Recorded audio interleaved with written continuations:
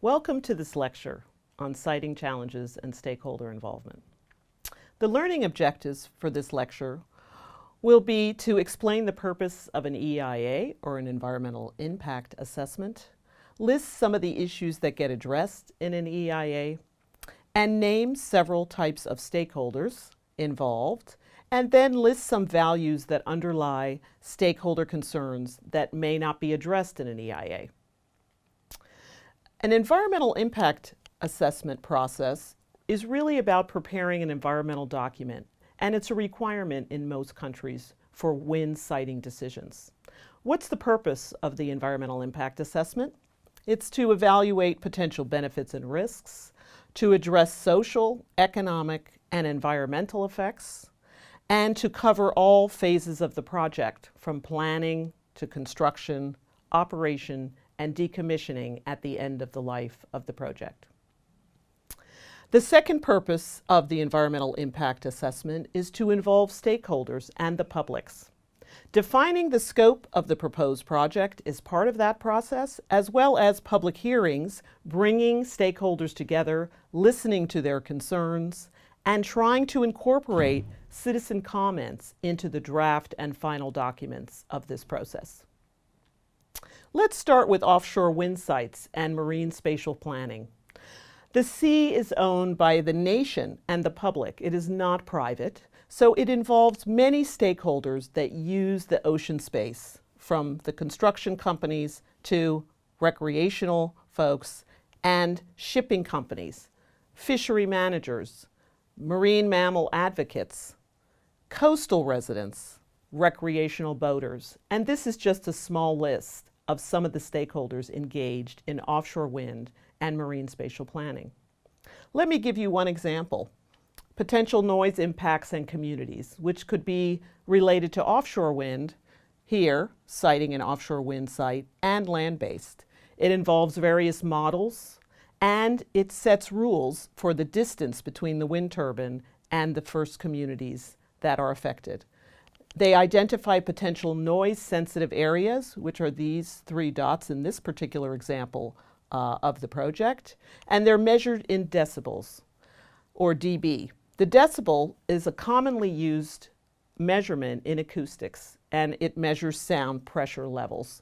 So you could see this is the result of the model in this particular example to try and assess the offshore impact to the land-based communities. Another interesting example in marine spatial planning is shipping lanes and the number of stakeholders involved here, which are different.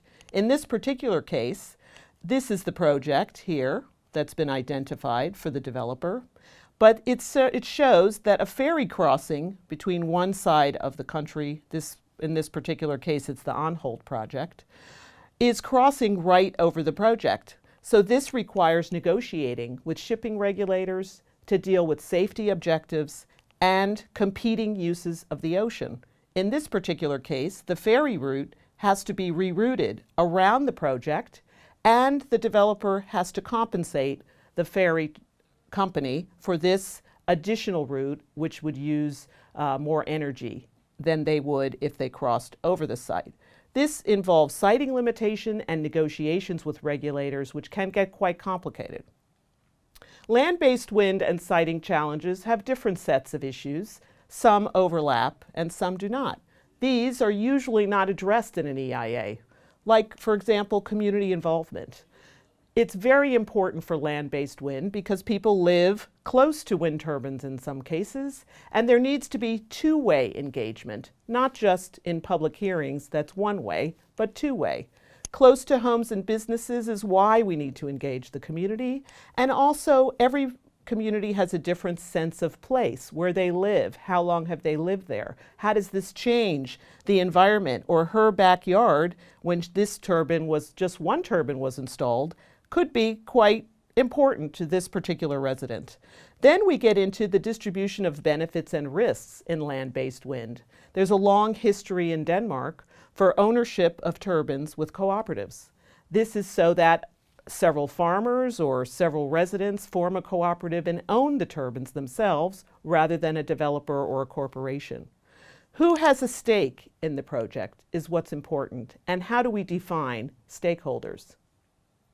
There are so many different types of stakeholders that could be engaged, both in a land-based and offshore project. In this case, you might recognize this university and scientists and engineers that are part of the process and a stakeholder in it. But there's also other local citizens, politicians, different types of industries, financing, and non-governmental organizations that come into play when you're siting either on land or in the ocean. Another issue not typically addressed in an environmental impact assessment could be the values that underlie stakeholder concerns. Ocean horizons and aesthetics are a very important piece of this puzzle, as well as equity and equality. How many people are invested in the project?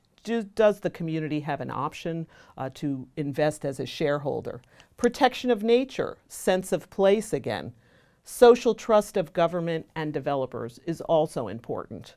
Energy efficiency, do we really value using less energy? And last but not least, the protection for future generations. In summary, what I hope you learned today is what is the purpose of an EIA? Evaluating potential risks and benefits for all phases of the project, from planning to decommissioning, involving local citizens and stakeholders. And then the second thing I hope that you've learned is some issues that get addressed in an EIA. We discussed shipping lanes and noise effects. There are many different kinds of stakeholders.